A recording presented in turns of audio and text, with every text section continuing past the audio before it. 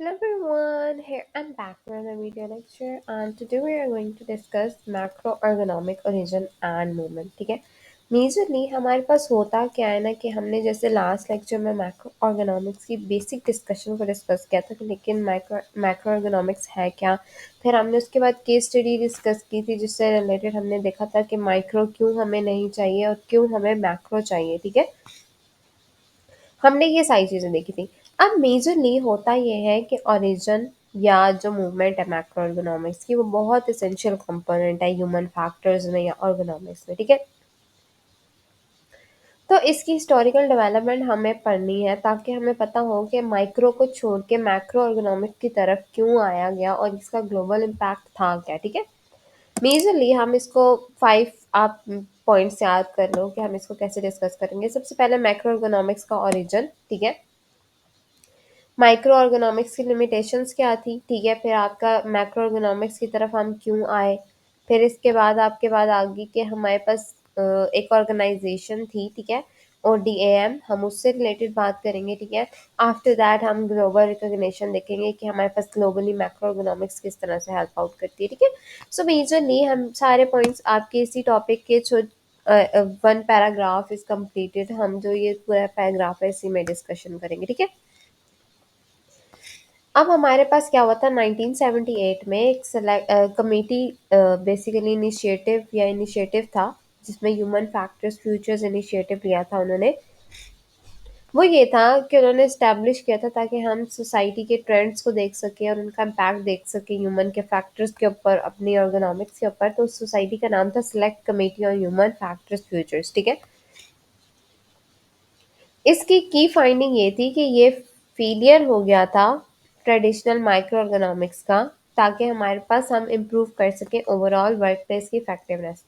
That means यहाँ से origin start हुआ था मैक्रो ऑर्गेनॉमिक्स का। ठीक है, क्या हुआ था 1978 में हमारे पास कमेटी सेलेक्टेड कमेटी एक बेसिकली ऑर्गेनाइज हुई थी। ठीक है, और उन्होंने इस चीज़ पे काम करना शुरू किया था कि लाइक हमारे पास क्यों हमें रिक्वायरमेंट है कि सिर्फ एक माइक्रो लेवल पे नहीं बल्कि मैक्रो लेवल पे भी हमें काम करना है। ठीक है, मेजरली अब जब ये सारी बात हुई तो उन्होंने कहा कि ओरिजिन तो उन्होंने डिस्कस कर लिया और उन्होंने कहा ये इसकी की फाइंडिंग ये थी कि हमारे पास जो ट्रेडिशनल एक माइक्रो इकोनॉमिकली अप्रोच चल रही थी उसको ख़त्म करना था। ठीक है, माइक्रो ये थी जैसे हमने कहा ना पर पर्सन, एक इंडिविजुअल टू इंडिविजुअल हम सेलेक्ट करके पर्सन की जो है इकोनॉमिक्स चेंज करते हैं।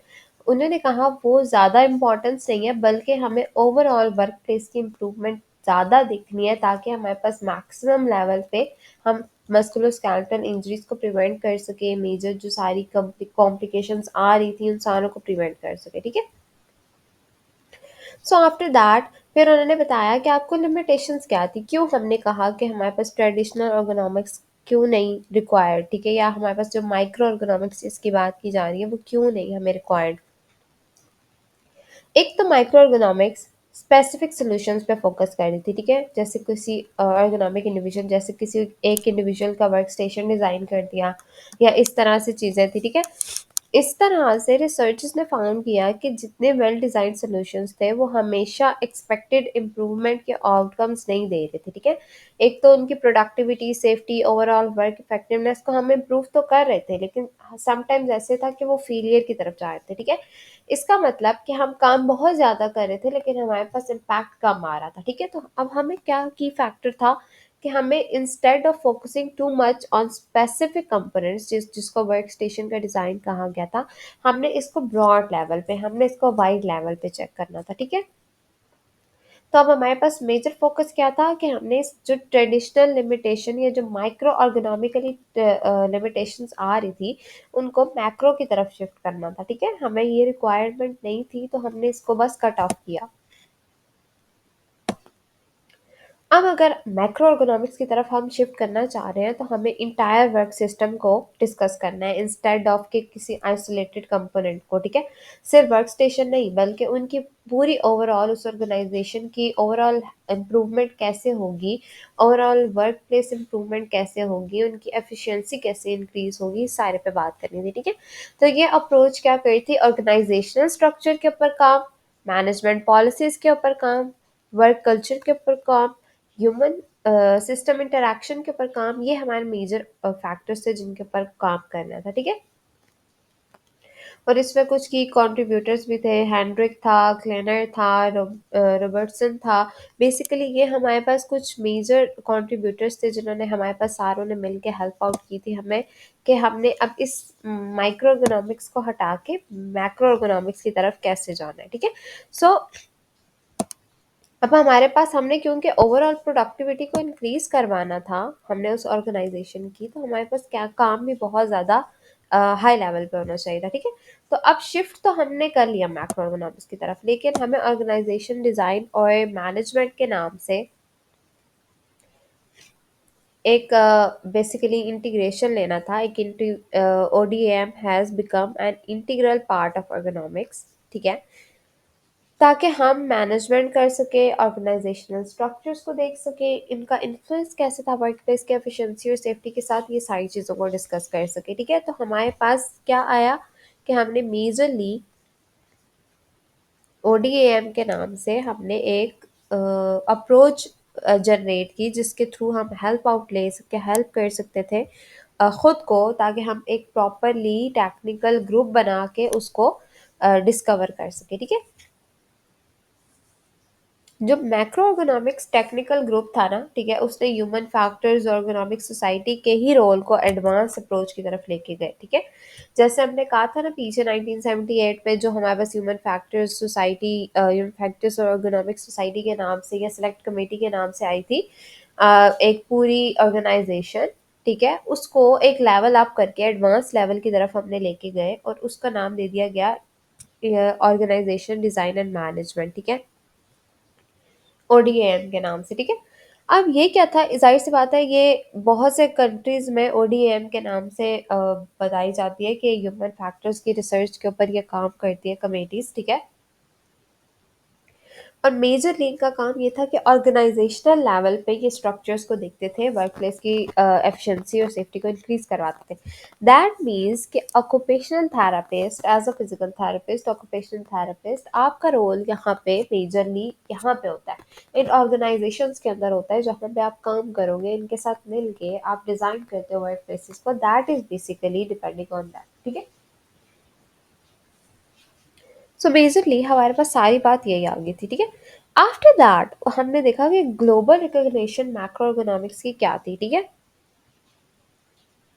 तो अब हमारे पास जाहिर सी बात है सिम्पोजियम होता है हर एवरी 2 to 4 years, ताकि हम एडवांसमेंट डिस्कस कर सके।